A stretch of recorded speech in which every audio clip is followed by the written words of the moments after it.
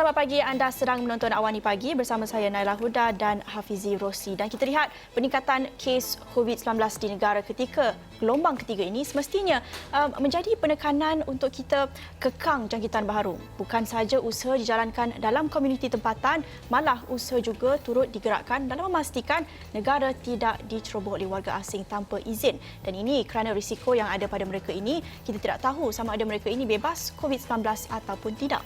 Dan mereka ini tidak disaring dan kita tidak tahu sejarah perjalanan mereka. Jadi ini yang ditekankan kerajaan untuk memastikan tiada kemasukan parti dalam negara kita dan ia digerakkan melalui inisiatif penubuhan National Task Force dan ia diterajui Angkatan Tentera Malaysia ATM dengan kolaborasi bersama agensi penguatkuasaan lain adalah kesinambungan operasi-operasi kawalan sepadan dalam mencegah kemasukan pendatang asing tanpa izin parti yang melalui sempadan negara. Dan terdapat 19 agensi terlibat dalam National Task Force ini dan ATM sebagai pengeras operasi bersepadu yang dikenali sebagai operasi ataupun Op Benteng ini bersama dengan Polis Diraja Malaysia PDRM, Agensi Penguatkuasaan Maritim Malaysia APMM dan agensi keselamatan lain adalah bagi mengawal ketat sempadan negara daripada dibolosi parti untuk kita mengekang jenayah rentas sempadan selain menyekat penularan wabak COVID-19 yang dikuatiri dibawa oleh parti berkenaan. Ya, dan untuk mengetahui lebih lanjut mengenai perkara ini, kita berbesar hati membawakan dua individu yang bertanggungjawab dalam NTK dan juga Op Benteng ini, Hafizi. Dan kita ingin memperkenalkan pertama adalah Major General Datuk Zohani Zainal Abidin, TUDM, Panglima Wilayah Udara 1 dan DCP Datuk Muhammad Isyamuddin Tahar, Komander Pasukan Gerakan Udara PGU PDRM. Terima kasih kepada kedua-dua Datuk kerana sudi bersama kami di Awani Pagi pada hari ini dan kita ingin mula kepada Datuk Zohani terlebih dahulu. Mungkin Datuk boleh terangkan secara ringkas mengenai National Task Force NTF ini dan Op Benteng, apakah konsep yang diguna pakai dalam atur gerak operasi ini, Datuk? Assalamualaikum dan selamat pagi. NTF ni ataupun National Task Force telah ditubuhkan pada 29 hari bulan April tahun 2020 untuk mengekang kemasukan pendatang asing tanpa izin ataupun parti ke dalam negara kita dan ini selaras dengan hasrat kerajaan untuk menentukan kita dapat mengawal kemasukan parti dan seterusnya mengurangkan risiko COVID-19 kepada rakyat-rakyat kita di Malaysia. Sebelum ini berbagai agensi kerajaan seperti ATM, Polis, APMM dan agensi-agensi lain selalunya membuat kerja secara silo ataupun secara bersendirilah. Tetapi dengan wujudnya Ops Benteng ini, Angkatan Tentera Malaysia telah diberi mandat untuk menerajui kolektif ataupun satu kerjasama untuk menjalankan Ops Benteng ni. Jadi apakah Ops Benteng ni? Ops Benteng ni pada dasarnya adalah aim dia untuk menentukan kita punya persempadanan dikawal supaya kita dapat mengekang kemasukan pendatang tanpa izin dan jenayah-jenayah rentas sempadan supaya kita dapat kontrol kita punya COVID-19, jangkitan COVID-19. Daripada segi konsep dia, kita ada konsep kita panggil 6P ataupun 6D. Kalau daripada Melayu, bahasa Malaysia dia kata P yang pertama iaitu pencegahan. Ataupun kalau daripada English kita deter. Jadi bila kita ada Ops Benteng ni, kita punya threat ataupun orang yang nak masuk daripada luar tu akan nampak kita ada satu operasi yang bersepadu, yang efektif. Jadi dia akan rasa kita akan ada satu kita panggil effect of pencegahan dekat situ. Dan selain pada tu, the next layer ialah pengesanan ataupun detection. This is where kita punya PGU dan Air Force dan APMM dan juga aset-aset maritim kita berada di luar sempadan kita di kawasan lautan untuk melakukan pengesanan. Pengesanan dilakukan secara fizikal menggunakan aset-aset pengesan dan juga melalui maklumat-maklumat perisikan. Daripada situ kita akan buat penghindaran ataupun kita deny. Bila kita dah kesan, kita akan deny ataupun hindar dia daripada masuk menggunakan aset-aset daripada di permukaan, bot-bot pemintas, kapal, polis marin, APMM dan sebagainya. Dan apabila mereka masuk lebih rapat di darat, kita ada aset-aset di darat daripada tentera, daripada polis, daripada agensi-agensi penguatkuasaan yang lain untuk menentukan kita dapat menghindarkan dia daripada terus masuk. Dan yang keempat, kita panggil pelencongan.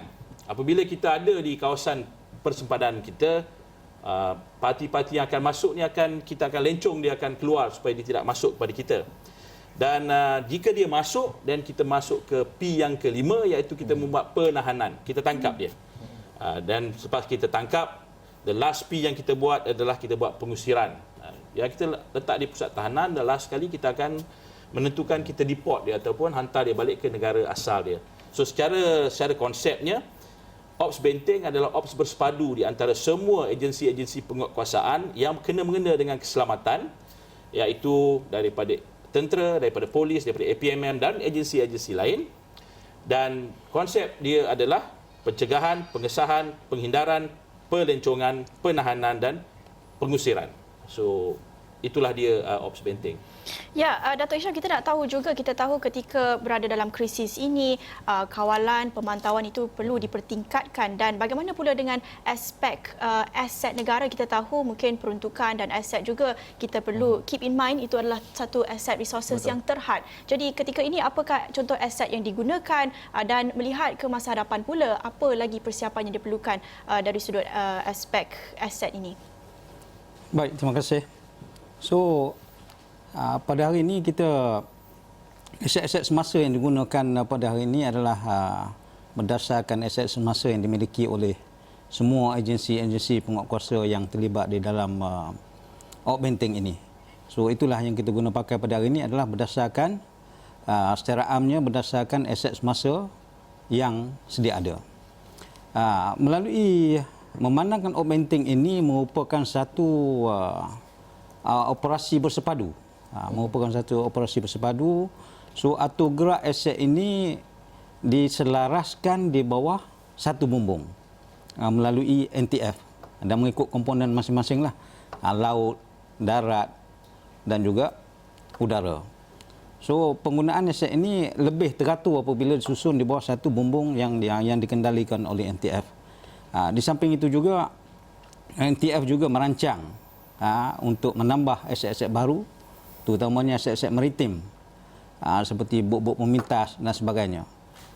Kita melihat keperluan ini adalah satu perkara yang perlu dirancang dan dibuat dalam masa yang terdekat, kerana kita tahu perairan kita yang luas, yang perlu dikawal selia, yang perlu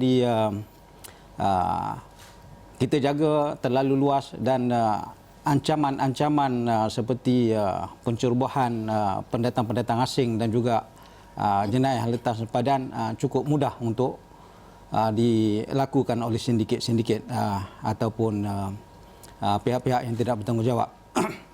Selain dari itu, kalau kita lihat dari segi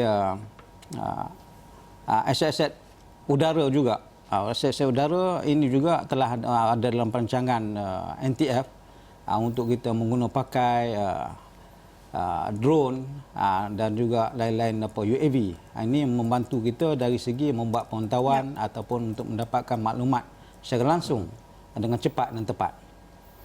Baik, Datuk Zani, sebelum ini Komander NTF sendiri telah pun menyatakan, iaitu Laksamana Madya Datuk Aris Adi Tan Abdullah, mengatakan tidak kurang dari 10,000 anggota dari semua agensi terlibat dalam NTF ini, dan kita ingin melihat kepada risiko yang dihadapi oleh anggota NTF ini, terutamanya di perbatasan daratan. Kerana kita lihat kepada penularan COVID-19 ini, sesiapa saja boleh dijangkiti COVID-19. Itu saya kira merupakan antara risiko yang didepani oleh anggota NTF ini. Bagaimana agaknya risiko-risiko lain yang turut dihadapi oleh anggota ATF ini sendiri? Okey, Fizi, alright. Selain daripada apa yang you mention tadi tentang risiko COVID-19, kerana kita sebagai anggota frontline di bahagian persempadanan, bukan di bahagian kesihatan, kita ada direct contact dengan parti-parti yang datang. Jadi betul apa yang you cakap tadi, kita tak tahu dia orang punya exposure kepada COVID-19, jadi risiko ada di situ. Tapi kita mempunyai SOP yang telah kita letakkan bagi mengurangkan risiko itu daripada berlaku. Tapi selain daripada itu, apabila kita melakukan sesuatu operasi sebagai Ops Benteng ni, kita akan menghentikan parti daripada masuk. Selain daripada parti, yang masuk ni bukan saja parti. Kita juga ada penjenayah-penjenayah rentas sempadan, penjenayah-penjenayah yang membawa kontraban, penyeludupan dan sebagainya. Dan apabila kita memperketatkan persempadanan, apa yang akan berlaku ialah mereka akan merasa tersepit. Kerana ini ada sumber keuangan dia. Apabila mereka tersepit, dia akan jadi desperate. Bila dia desperate, that is where kita akan ada dia akan menggunakan kekerasan against us. Seperti apa yang kita lihat baru-baru ni, saya ingat Timbalan Menteri Pelancongan di bahagian Felda tu, di mana dia punya SUV telah dilanggar oleh penjenayah rentas sempadan. Kita ada isu-isu bot-bot nelayan asing ataupun illegal fishing boats di bahagian Laut Cina Selatan dan juga kebanyakan di bahagian Laut Cina Selatan, which is part of Ops Benteng, yang melakukan tindakan agresif kepada APMM, di mana mereka melontarkan bom api kepada kita punya bot-bot pemintas dan sebagainya. So these are risiko-risiko yang kita perlu ambil, dan kita sedar ada risiko ni ada, dan untuk kita terus berwaspada supaya menentukan dalam menjayakan Ops Benteng ni anggota kita adalah selamat. Mungkin saya boleh refer dekat Datuk Isham juga, sebab banyak risiko daratan ini juga ditanggung oleh bahagian pihak polis. Jika Datuk Isham boleh tambah sesuatu. So, selain daripada risiko yang disebut oleh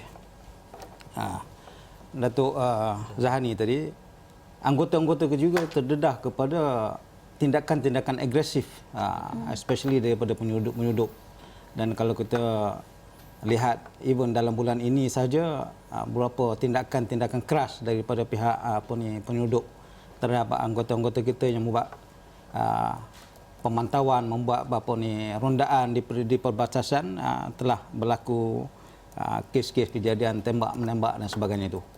Jadi ini antara risiko yang kita hadapi setiap masa, dan kita harus berwaspada, dan sebagaimana disebut tadi, nyawa kita dan juga harta benda kerajaan adalah itu menjadikan keutamaan kepada kita untuk diberi perhatian yang serius. Baik, banyak lagi yang kita nak tahu tentang NTF ini dan juga Ops Benteng. Juga bagaimana kita nak tahu secara lebih khusus operasi untuk membantras sindiket-sindiket yang dijalankan oleh penyeludup ini. Tetapi kita akan berhenti rehat seketika, kembali selepas ini.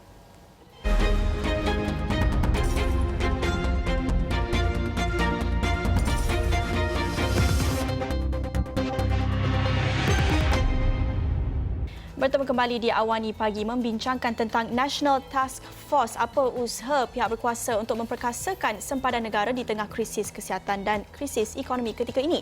Dan kita nak teruskan perbincangan. Tadi kita dah dapat tahu apa contoh aset yang digunakan, apa risiko yang dihadapi petugas di Barisan Harapan daripada aspek keselamatan ketika memperkasakan dan melindungi sempadan negara ini. Kita nak teruskan perbincangan bersama dengan Datuk Hisham terus. Kita nak sambungkan perbincangan ini. Kita juga tak boleh nak elak menyentuh tentang isu hak asasi manusia juga. Kita nak tahu bagaimana untuk mengimbangi kedua-dua elemen ini.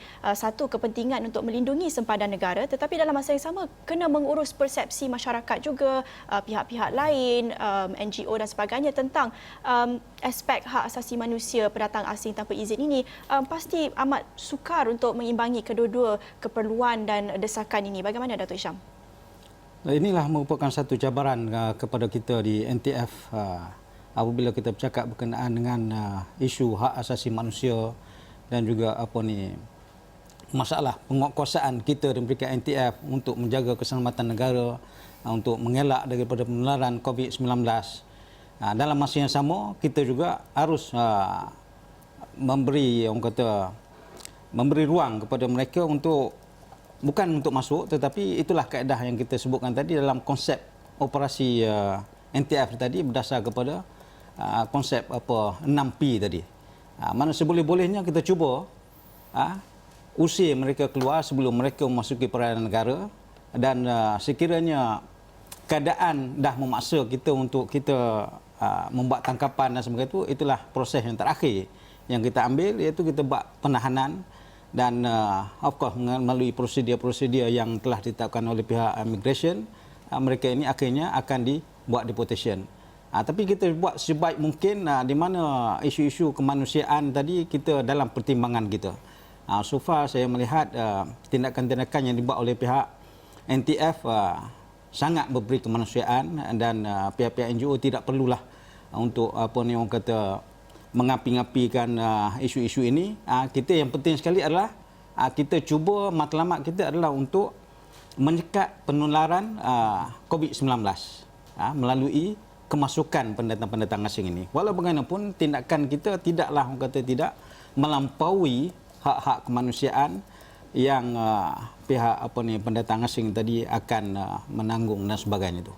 Itulah pandangan saya. Baik, itu adalah matlamat NTF ini ditubuhkan iaitu untuk kita menyekat penularan COVID-19 ini di samping kita menjaga sempadan pintu negara kita ini daripada diceroboh oleh pendatang asing tanpa izin ini. Dan kita melihat kepada NTF ini sendiri, Datuk Zani, melibatkan pelbagai agensi yang terlibat dan bagaimana sebenarnya kita melihat kepada keberkesanan dan juga kelebihan NTF ini diwujudkan. Bagaimana pula dari segi mungkin ada perkongsian data, informasi, risikan dan juga kemahiran yang setiada ini boleh dijalankan ataupun boleh dikongsi bersama apabila NTF ini diwujudkan, Datuk Zaini? Okey, daripada segi itu, kebaikan yang kita lihat daripada wujudnya NTF ni adalah apabila yang Datuk Isham bagi tahu tadi, segala agensi penguatkuasaan ini diletakkan di bawah satu bumbung. Bila kita letak di bawah satu bumbung, koordinasi lebih baik. Saya ambil contoh sebab saya dengan Datuk Isham ni, dia daripada PGU, saya daripada Air Force, saya fokus kepada bahagian udara di mana kita lihat macam mana kita ada better coordination di antara agensi. Kalau sebelum ni, polis akan membuat rondaan di kawasan dia sendiri dengan information dia sendiri. Tentera akan buat kami punya area sendiri dan tidak ada koordinasi. Tapi dengan wujudnya NTF ni, saya sebagai Air Component Commander di dalam organisasi NTF, penerbangan di antara polis, APMM dan TUDM dikoordinasikan oleh saya punya headquarters iaitu di Kuantan.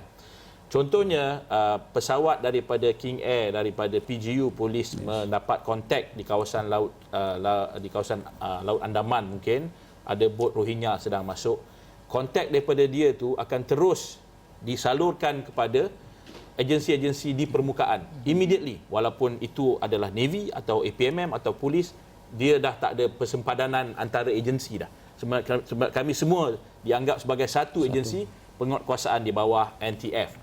Dan contohnya kalau penggunaan UAV, kita ada juga UAV dan apabila kita fly UAV kita ada kontak live feed daripada UAV itu terus masuk kepada headquarters kita, dan daripada situ kita akan hantar terus jika bot pemintas adalah daripada Navy, kita akan hantar terus ke Maritime punya Ops Room dan dia terus hantar dia punya bot pemintas. Sama juga daripada segi polis dan APMM. Jadi dengan wujudnya NTF ni, sharing of information, perisikan, kawasan operasi, tidak ada pertindihan dan kita lebih efisien. Jadi NTF ni adalah satu inisiatif yang bagus dan saya lihat beyond COVID-19, operasi bersepadu seperti ini adalah relevan kerana aset kita yang limited jika kita gembelingkan sebagai di bawah satu coordination, kita akan nampak dia punya force multiplication dia tu. Jadi in short saya nak katakan NTF ni adalah satu inisiatif yang bagus dan harus diteruskan. Ya, National Task Force memang inisiatif bagus dan perlu diteruskan mungkin beyond menjangkaui keperluan ketika ini pada pandemik COVID-19. Tetapi kita perlu juga menyentuh tentang isu semasa. Kita lihat baru-baru ini Jabatan Immigration ada sejumlah 31 individu ditahan kerana terlibat dengan pemalsuan cop sempadan. Dari kita lihat dalam negara kita sendiri ada tali barut yang sanggup terima rasuah dan gadaikan keselamatan negara. Dan di sini persoalannya timbul tentang isu rasuah dalam negara berhubung dengan sempadan ini. Kita tahu isu sempadan negara dibolosi pendatang asing ini telah membelenggu negara sejak sekian lama. Kita tahu itu satu isu sistemik. Apa pandangan Datuk Zaihani berhubung dengan isu ini? Okey, daripada isu situ, apa yang saya boleh beri pandangan adalah dalam mana-mana organisasi, bukan saja di Malaysia, di mana-mana negara pun, semua akan terdedah kepada risiko rasuah dan sebagainya. Tetapi apa yang penting adalah kita akan terus mengambil peka benda ni dan mengambil tindakan yang keras apabila kita lihat ada perkara-perkara sebegini yang berlaku. Saya lihat daripada segi education, awareness adalah penting untuk kita menentukan kita tidak terdedah kepada risiko mengambil rasuah dan menjadi sebagai pengkhianat kepada negara. Saya rasa saya sebagai tentera, Datuk Isham sebagai polis dan juga pengacara itself, bila kita baca news mengatakan ada pegawai-pegawai kerajaan, penguatkuasaan yang membuat perkara-perkara begini, kita rasa kecewa. Tapi this is the reality of life. Dan kita tak kondon dia. Kita mesti terus memerangi orang-orang yang bersikap begini, dan saya yakin mekanisme yang ada dalam kerajaan sekarang, MACC dan sebagainya adalah sangat-sangat efektif. Cuma implementationnya. Jadi di sini kita sebagai rakyat, selain daripada kita duduk dan kita komplain, apa yang kita boleh buat? Jika kita lihat agensi penguatkuasaan kita buat benda yang tak betul, bagi information supaya kita boleh tangkap orang-orang yang buat benda yang tak betul ni. So be an active player rather than hanya duduk dan membagi pandangan yang negatif. Tetapi kita sebagai rakyat, contohnya kebanyakan kita masih lagi cuba mengambil, kalau saya bagi contoh, maid ni kita panggil apa? Pembantu rumah yang tidak ada permit. Itu sebenarnya adalah satu kesalahan. Tapi sebab itu menyenangkan kita, dan kita buat benda ni. Dan kita, orang yang buat tu pula mengikut tali barut tu, yang tekong yang bawa masuk tu, dengan siapa pegawai yang boleh dia tolong dia untuk buat benda yang tidak betul. So daripada nak lihat kepada agensi saja yang membuat benda yang salah, kita lihat kepada diri kita sendiri sebagai rakyat Malaysia, sebab benda ni Ops Benteng saja dengan agensi penguatkuasaan tidak boleh berjaya tanpa kerjasama dan sokongan daripada rakyat Malaysia. Itu saya punya pendapat lah. Ya. Jadi Datuk Isham, kalau kita melihat kepada pada ketika ini, mungkin ada wujud lagi parti-parti yang memasuki negara kita. Jadi kita dapat saksikan di manakah ataupun kita ingin melihat kepada hotspot ataupun titik panas ataupun laluan tikus di daratan di negara kita ini yang menjadi yang perlu diberikan penekanan oleh NTF sendiri. Begitu juga, adakah ia ini merupakan satu sindiket penyeludupan terancam migran atau mungkin didalangi oleh masyarakat tempatan sendiri kalau melihat kepada isu parti yang masuk ke dalam negara kita ni? Ya, kemasukan parti ke dalam negara ini sememangnya didalangi oleh sindiket-sindiket penyeludupan migran yang terancang. Itu kita tak boleh nafikan. Dan kalau kita melihat daripada rekod tangkapan ataupun rekod serbuan yang dibuat oleh pihak PDRM sejak Ops Benteng ini dilancarkan, seingat saya terdapat 3 sindiket yang terbesar yang telah dapat ditupaskan oleh pihak PDRM, iaitu salah satu daripadanya adalah sindiket geng Otong yang beroperasi di Johor, sindiket geng Halim yang beroperasi di Perak, dan juga sindiket Husin Mandau yang beroperasi di belah utara Malaysia. So kita dapati sindiket-sindiket ini dia bukan sahaja orang kata membawa masuk pendatang-pendatang asing ini tanpa melalui kita punya perairan, tetapi mereka juga adalah terlibat dalam kes-kes penyeludupan, lintas jenayah, lintas sempadan dan sebagainya itu. Jadi kita lihat di sini, walaupun beberapa geng yang besar ini, sindiket yang besar ini terdapat berjaya ditumpahkan oleh pihak PDRM, tetapi masih juga terdapat orang kata pembolosan pendatang asing ini ke negara kita. Ini tidak lain, bukan sebagaimana yang disebutkan oleh Datuk Zani tadi, itu adalah penglibatan rakyat tempatan kita. Rakyat tempatan kita masih ada lagi sekumpulan ataupun segelintir yang menjadi pengkhianat kepada negara, yang sanggup bersekongkol dengan penjenayah-penjenayah ini untuk membawa masuk membawa masuk pendatang-pendatang tanpa izin ini. Dan kalau kita lihat perairan kita lihat kita punya persempadanan kita, memang tidak orang kata tidak mustahil dengan perairan kita yang luas, dengan persempadanan kita di antara kita dengan Thailand, kalau di sebelah Sabah dan Sarawak kita dengan Kalimantan Barat, jadi memang cukup mudah sekiranya masih terdapat rakyat-rakyat tempatan yang bersekongkol dengan penjenayah-penjenayah ini untuk melakukan aktiviti-aktiviti penyeludupan ini. Ya. Jadi inilah antara perkara yang kita sedang memberi perhatian. Ya, Datuk Hisham ceritakan tentang sindiket penyeludupan terancang migran ini satu perkara yang sistemik dan kita mungkin ramai masyarakat yang melihat isu ini dari luar tak faham bagaimana situasi on the ground di lapangan itu bagaimana. Jadi Datuk Hisham berada ataupun mendengar daripada tinjauan anggota-anggota yang berada on the ground di lapangan. Kita lihat isu ini masih lagi berulang lagi dan isu yang sistemik. Apa yang diperlukan jangka masa panjang, satu penyelesaian yang kita lihat mungkin akhirnya akan menyelesaikan isu sistemik, penyeludupan secara sistemik ini dari on the ground, apa yang diperlukan? Jadi pada pandangan saya, kalau kita lihat dari segi isu penyeludupan pendatang asing ini memang memakan masa yang panjang. Ini bukan satu perkara yang mudah untuk kita menghentikan aktiviti-aktiviti ini. Sebab ini melibatkan penglibatan bukan saja di pihak luar tetapi penglibatan di pihak dalaman. Apa yang perlu kita ada pada hari ini adalah sebagaimana disebutkan oleh Datuk Zani tadi, kita punya kolaborasi antara semua agensi.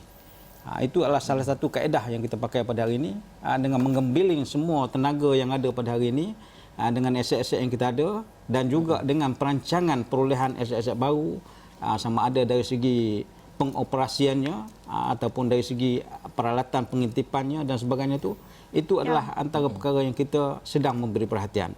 Dan memang saya berharap sangat berharap pihak kerajaan untuk di masa jangka panjang satu peruntukan yang diberi perhatian, peruntukan yang lebih terhadap aktiviti-aktiviti untuk memperkasakan pengawalan sempadan negara kita ini, sama ada di darat maupun di laut. Ya, baik, apa yang kita boleh rumuskan di situ kerjasama antara semua agensi, bukan saja itu tetapi kerjasama daripada masyarakat juga untuk membantras rasuah, itu satu aspek dan juga sama-sama melihat kepada isu yang kita juga terlibat pengambilan pekerja pembantu rumah dan sebagainya. Itu antara aspek memperkasakan sempadan negara bermula dengan masyarakat juga. Hafizi. Yang pasti kerjasama daripada masyarakat amatlah penting sekali untuk melaporkan sekiranya anda ada laporan mengenai penyeludupan dan sebagainya. Usaha daripada kita sendiri sebenarnya amat penting untuk kita memastikan tiada parti masuk ke dalam negara kita dan untuk kita kekal menjagakan kedaulatan negara kita ini. Sekian saja awal ini pagi. Terima kasih kepada kedua tetamu kita, Major Jeneral Datuk Zahani Zainal Abidin merupakan Panglima Wilayah Udara 1. Begitu juga dengan DCP Datuk Muhammad Isyamuddin Tahar, Komander Pasukan Gerakan Udara PGU PDRM. Dan studi bersama kita pada hari ini menceritakan mengenai NTF dan juga Op Benten ini. Dan saya Hafiz Rosli. Dan saya Naila Huda. Salam hormat.